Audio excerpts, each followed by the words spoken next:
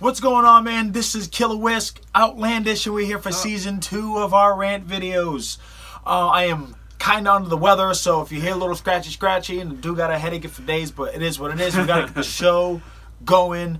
It's been a little while, but we've been trying to go back and forth, and it's been a little struggle, but you get those behind the scenes. But anyways, Season 2 rant videos. It's probably going to be another 10, but we're going to try to make this short and sweet. But there's a lot of information that for the past 2 weeks.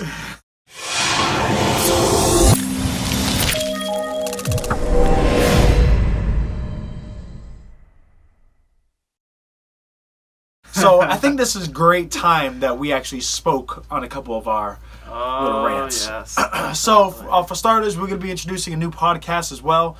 That's going to be powered by Anchor. And I'll include the link in the description. And our Facebook, Twitter, Mass Syndicate Gaming, MSE. So we'll be good to go. So my rant, and it's annoying as shit.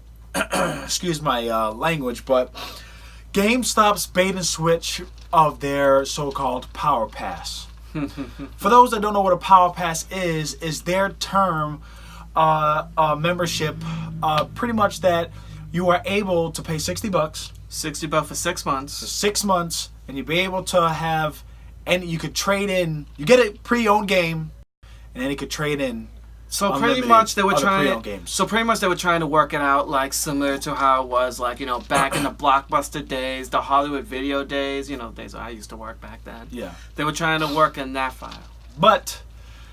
Or they're trying to just skew away from their return policy for pre-owned games. Yeah, 7 days and return it. That was my suspicion when I first saw that. So they tried to do that for $60. They announced it. It was going to start on November 19th, and you need the Power-Up Rewards membership first before anything. So you need to sign up for that $15 or a tier up. That's $30 and pay $60 unlimited for getting pre-owned games, it sounds nice. And then when the 6 months ends, you keep the pre-owned game that you have. You just choose one, you keep it. But essentially you're paying $60 for a pre-owned game, but you can play any pre-owned game. Just go to a GameStop. Hey, look me up. Here's this game. I want this game. Any pre-owned game.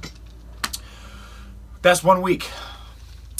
Next thing you know, during a dry release, I guess that's what they labeled it, they suspended the membership. They suspended it because they're trying to fix the kinks. Fix the issues, make sure it runs smoothly. For starters, okay, they should have released it in another market months ago. Months ago, right? Before you announce it, it gets widespread, and then it ends up becoming an issue in the systems. And I personally, if it's the systems, then it's just GameStop's bad luck. If they can't handle it. But let's be real. It's GameStop. We worked at GameStop. Let's be real. I think what it was is they figured out a lot of people either had loopholes, or they lost a lot of money in a sense, or maybe they're trying to prioritize the systems that like, let's say for instance, they'll start it up, but if you get a PS4, you only can take up PS4s, or limited to 4 month or whatever. They're gonna do something, and I don't like it because they went with one promise. Now it's a whole nother shit, and now I don't even think it's coming out in Q4. If it does, great, but highly doubt it. No, I would say sometime next year. On Twitter, I was like, this will be a pointless initiative if this was released in Q2 of next year, which would be pointless, because then it would be so constricted, and so it's not appetizing. I give it that they're trying to compete with GameFly, because that's the only rental service out that's popping right now. That's pretty much. And possibly Redbox, because Redbox. Redbox is another one. Well, you get a new release game, but then it charges daily. Well, the thing is with Redbox, they don't really have much of a selection. Yeah. It's very limited. So, it's the fact that GameStop, one of the retailers that are all about games, is completely doing everything in their power to compete, and at the same time sell, because Best Buy's got other discount offerings, Amazon's kicking ass, Walmart 4 cents cheap or 2 cents cheaper to get a game, and they're struggling. I can see it, and doing this on a holiday season, that's a no bueno, man. No bueno. I don't know how well GameStop was going to do this season, but in my opinion, I honestly see downhill from here. So, with all of that happening, that's my rant. And I think you probably know, based on if you're obviously a part of the gaming community, if you're watching this, you are. You know what he's probably going to talk about. So, of course, my discussion will be the microtransactions. Growing up, I never had to deal with that. We just basically went to a store, bought a game, don't have to worry about any like DLCs, any extra features that we have to buy. Playing a game that was actually finished. You know, that's actually done. You know, we buy it, we spend $60 on a new game, and we can actually unlock everything on that disc. Fighting games, you can unlock all the characters by doing certain things in the game. RPGs, you can unlock certain weapons, all that type of stuff.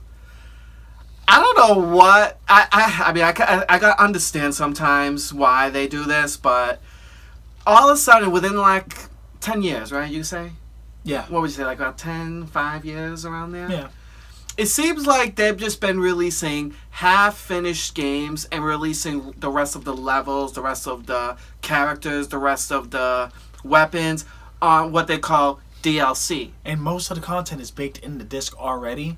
They just wanted to rush it, put it out, and then give you downloadable content just to unlock the extra space in the game. Which is already on the disc. So the companies are double dipping, and it's unfortunate that gamers like us go about buying the product and the companies reap the benefits. Yeah, exactly. And it seems like, for the most part, I guess it was flying a little on the radar. I mean, I was hearing complaints about it and everything, but for the most part, people were just dealing with it. But then, of course, the new game that came out, Star Wars Battlefront 2, came out, and they decided that they want to also do the microtransactions like, everyone else. EA, being the greedy company that they are.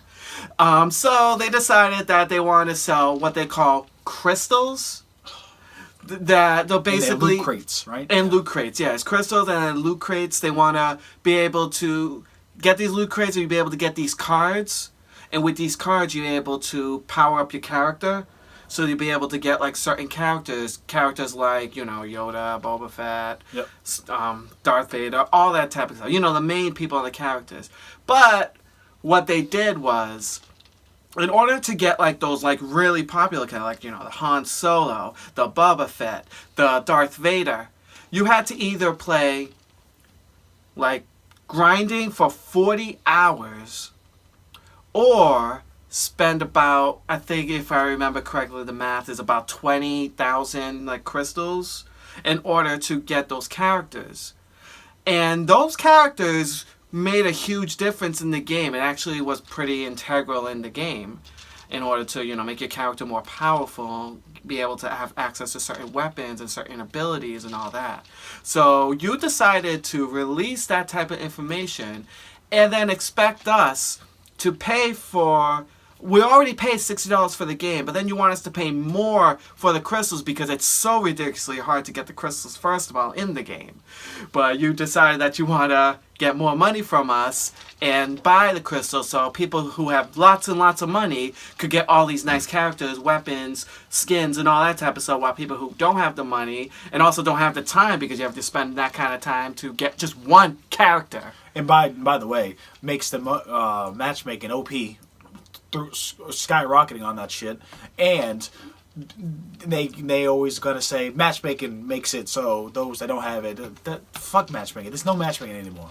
It is what it is, because at the end of the day, most companies are now Activision actually filed a patent to make sure you see other people get the items, to make you feel that you need to purchase the items by spending money. Exactly. Microtransactions. And they do that because that's how they want people to, like, oh, so this person got this certain weapon or this certain skin that I want that. But how do I get that? Like, oh, because they bought it. So let me beg my mom, beg my dad. Because let's be real, the people who play these type of games, are younger. They all don't have jobs. They don't all have, that's their mommy or daddy for their money and all that. That's what they're preying on.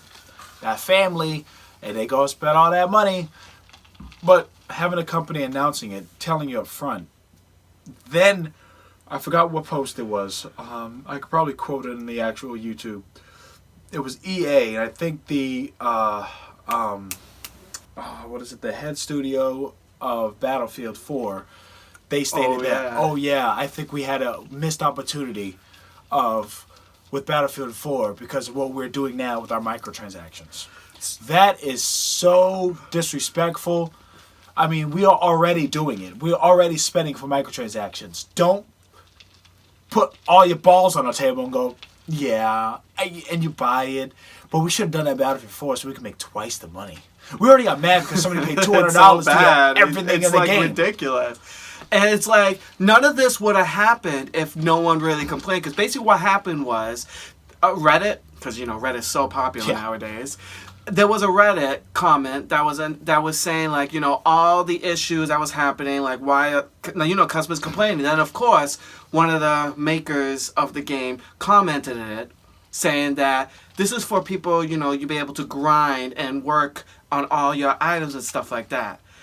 It got one of the most disliked Reddit posts ever, with over 600,000 dislikes.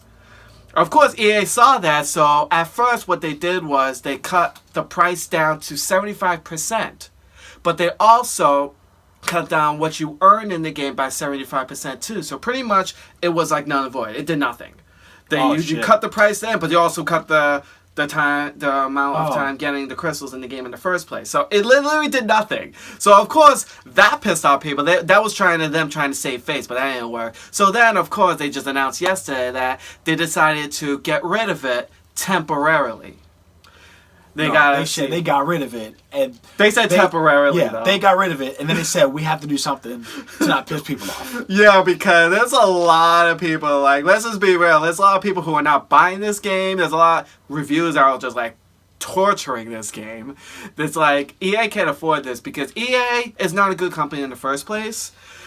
That should be a next rant. EA and that greed. Yeah, doing this is like not a good look for you. So yeah, I just wanted to say about that because I am tired of this in games, and I'm just hoping. Yeah, it's one thing where you get a fighting game and then they have an extended 8 characters and you pay and you don't have to buy a game. You just spend that to get the 8 characters, and that's cool. But when you're forcing others to epically grind or just pay a few bucks to get the same thing, then you're going to get people that don't want to grind to go pay extra bucks for a few things. That's what they want, and then we have dissatisfied customers on a multiplayer only game. It won't be fun anymore. It's like, what's the point? It's like, so that's my end of my rant there. It's fucked up, but it's funny because like it took one comment and a good week, and a whole company took that off. So that's our rants. Probably the next rant he's going to speak on is probably going to be about it will probably be it. So we're sticking to the Wednesdays. Podcasts are going to, once the podcast is uploaded, I'm going to put it in the description. And that's going to be a span of, gaming topics. It could be news. It could be tidbits of rants or opinions and special guests. And again, it's going to be powered by Anchor. It's going to be Matt Syndicate Gaming. New games coming out and stuff like that. New games coming out as well. It could be all that type of stuff. Gaming experience. For one, I'm going to be talking about my experience with the VR and get my insider because I like it now. I think it's popping now. So yeah, you'll get more on that. But again, Matt Syndicate Gaming Rant Season 2, Episode 1. EA, no, not EA. The microtransactions, his EA is next week. I can't wait for that. And then my Gamestop bullshit. That's if they release that at Q2, I'm gonna be like the predictor, but pissed. So Matt Syndicate Gaming, you know what time it is. Outlandish, Killawhisk, peace.